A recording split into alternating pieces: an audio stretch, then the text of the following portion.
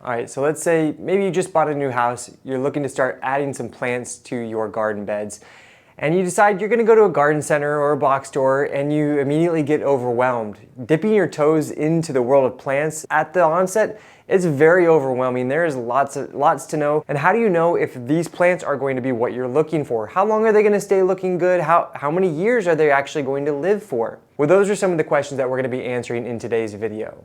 So when you're looking at plants, there's three main categories of plants that we're gonna be reviewing. Those are annual plants, herbaceous perennials, and shrubs. Primarily, those are the three kinds of plants we're gonna be adding into our flower beds and into our garden. Trees play a slightly different role, so we're not going to touch on those in this video. So let's review those categories now. Perhaps you've heard the term annuals before. Those plants are plants that have their entire life cycle play out in just 1 year. But during that year, they do grow a ton. They often are gonna produce a lot of flowers, which is really sweet. But then once the winter comes, they're gonna die completely. And so wherever you've planted those in your garden beds, they're gonna be empty that following year. So you're gonna need to refill and replace those areas the next season. Now for me personally, I tend to only grow annuals either in containers or areas of the garden that I want a lot of color and really don't mind changing from one season to the next. The next category is what's called herbaceous perennials, or just generally perennials. Now these are plants that are gonna continue to grow from 1 year to the next, which is great. You plant it once and they continue to get better every single year. However, typically they are going to go dormant in the winter. Dormancy refers to basically they stop growing above ground and really focus all of their energy in their root growth underneath the surface of the soil. So they are gonna leave those empty gaps in your garden beds during the winter time, but once that spring returns, the warm weather returns, they're going to start to grow once again. Now, one thing you should note though is that generally speaking, very generally speaking, perennials aren't going to produce as many flowers as annuals. And that's oftentimes why gardeners will choose annuals for some areas of their gardens, because they want a lot of color. Now, the one thing you do need to be aware of is that not all perennials are made the same. You know, some can handle super cold temperatures in the winter, while others can handle just cold temperatures in the winter.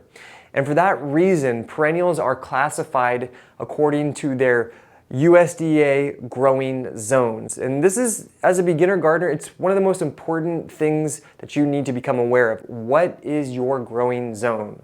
So here in Westchester, Pennsylvania, we are located in Zone 6B. Now let me give you an example of what this growing zone really means. So let's take two classic perennials, the daylily and the coral bells. Daylilies can handle very extremely cold winter weather, and they're classified as growings down to zones 3. However, coral bells, on the other hand, those are only hardy down, we say hardy, which refers to how hardy, like how cold of temperatures they can really handle. Coral bells can only handle down to zones 5. So if you live in zones 4, for instance, those daylilies are easily gonna come back 1 year to the next, but those coral bells might not make it. But we'll touch more on the USDA growing zones a little bit later on in the video. So here in North America, a few of the most popular perennials that gardeners will grow are things like the daylilies, echinacea coneflowers, we're talking black-eyed Susans, asters, coreopsis, and milkweed. Now when we're talking about growing perennials, there's this old-timer saying that gardeners use when they're talking about growing perennials, and that's that perennials tend to sleep, creep, and leap, which means basically in that first year, they're gonna sleep. So they're really focused on that root growth. You're gonna plant it and you might not see any growth coming out of the top for that entire first year. The second year, they're going to creep, which means the roots are still growing, but now they're starting to have a little bit of growth on top. And then the third year, they really start to go gangbusters and they leap, producing tons of foliage and flowers, really starting that third year. Perennials are definitely going to require a little bit more patience, but in my opinion is definitely worth the wait. So one classification I think does deserve an honorable mention would be what's considered tender perennials. For a lot of gardeners, these are plants that they just grow for the summertime and then throw them away, when in reality their life cycle doesn't actually end after 1 year like a true annual, and they can be overwintered in some specific fashion in order to conserve them over the winter time and then bring them out in the following springtime. It's really dependent on what plant we're talking about when we're talking what is that process for overwintering them. But some of the most popular tender perennials that I like to grow are things like canna lilies. I love geraniums, or pelargoniums to be more specific, begonias, and caladium. So the final classification are shrubs. Now, these are perennials, but the key difference is that these have woody stems, and that distinction, I can't emphasize it enough. It is absolutely huge, because unlike those perennials that are going to die back completely in the wintertime, the woodiness of those stems is going to retain its visual interest in your garden beds all winter long. And there's two kinds of shrubs. We have deciduous shrubs that lose their leaves, and then we also have evergreen shrubs that are going to retain their leaves all winter long. Now, if you're gonna ask me what I think is the most important kind of plant for gardeners to add to their garden, that would be shrubs that produce flowers. And that's typically gonna constrain us to the deciduous shrubs, but some of the most popular deciduous shrubs that flower are going to be our hydrangeas, they're gonna be our butterfly bush, our roses. And what I love about them is, they're gonna produce lovely foliage. They have that flower interest, which every gardener wants, but then in the wintertime, they still retain that visual interest. And yes, these plants, even without any flowers or any foliage during the wintertime, their woody stems still is beautiful. And then in terms of evergreen shrubs, things like boxwoods, a lot of different kinds of hollies, and cherry laurel are all very popular evergreen shrubs used in North America. All right, so now that we know the different categories of plants, let's take ourselves back to the garden center. You're walking around, you pick up a plant, and you see these little things in the base of the plant, and these are called plant tags. Now this tag is for the purple flame iris, which a plant I absolutely love and adore, and this is a great plant tag. First of all, it lists that it's a perennial, all right, check. It lists sun exposure that it needs, full sun, part shade. It also shows that it attracts butterflies, it's deer resistant, ornamental foliage, which means the foliage is pretty, as well as the fact that the flowers are going to help attract hummingbirds, which is sweet. Now on the back side, you'll see that it lists its ultimate height, 2 to 3 feet.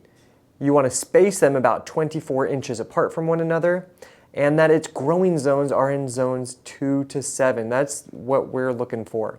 And also its bloom season is the spring, early summer. So that's zone 2 to 7. Me in Westchester, Pennsylvania, zone 6B, I fall within that zone range.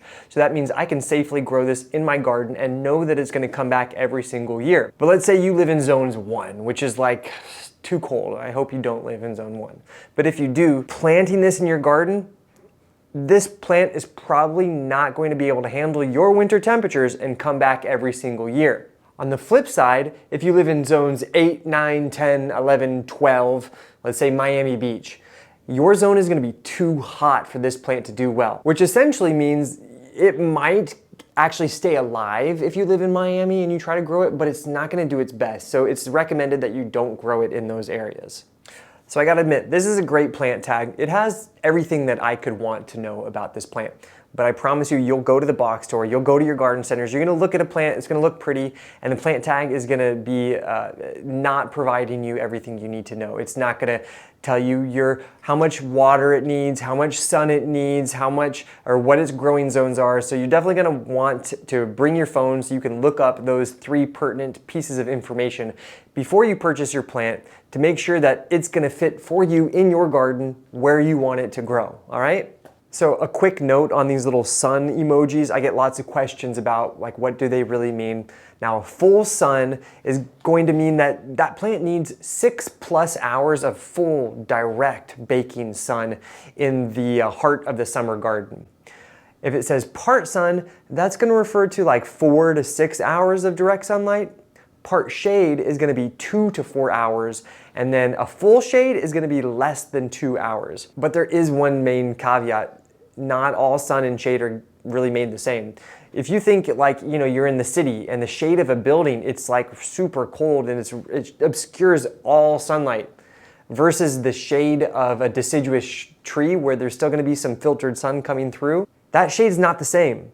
So that sort of distinction is something that really, it's only going to be learned and understood through experience over time. And that's part of the joy of gardening, is it's a slow process. and you can't learn it all at once. All right, now we have a good understanding of all the categories of plants, and we also know about the zones. Now, if you're gonna ask me how I garden in my personal garden, I tend to fill my flower beds with like 50 to 60% shrubs, both evergreen and deciduous flowering shrubs, about 30 to 40% perennials, and like 0 to 20% annuals. I have a lot of beds where I would never put annuals in, but sometimes I do want that pop of color. So that's how I garden at home. But one thing you really need to remember, be patient. It's a slow process. Plants are slow. So enjoy that process. Don't try to fill out your garden beds all at once. Do it a little by little. Plants are also super expensive. So just do what you can while you can. And when you're at the garden center, you're gonna wanna start to think about how plants are gonna blend together, what one plant is gonna look like next to another, what the ultimate height and width of those plants are going to be, the shape of the plant. And absolutely do remember, flowers are fleeting. They're not gonna last a long time, but the foliage, the leaves of your plants, as well as that shape, the form of your plant, that is where you should really put your emphasis on, because those are gonna remain for a much longer part of the year, from one season to the next. So I hope now you're gonna be a little bit more confident next time you go to your garden centers or your box stores, and you're gonna have a good idea of like where you wanna put your efforts, what kind of plants you should be buying so that your money goes towards the energy you're trying to create in your yard. If you did find the video helpful, give it a like, subscribe to our channel. We have tons of videos all dedicated to plants and gardening so that gardeners of any skill, any level can learn, and we can grow together as a plant-loving community. Anyways, thanks for joining me here on Plant Vibrations. I'll catch you guys later. Ciao. If you have some blank areas in your garden space that you're looking to fill with unique plants, check out my website, plant-vibrations.com. You'll find tons of different perennials and annuals, flowering shrubs, edible plants, indoor plants that my family grows, and we will ship them out across the country, and they'll arrive at your doorstep. And every single plant that you purchase from my website will allow me to continue to create content that's going to help our plant community grow and flourish.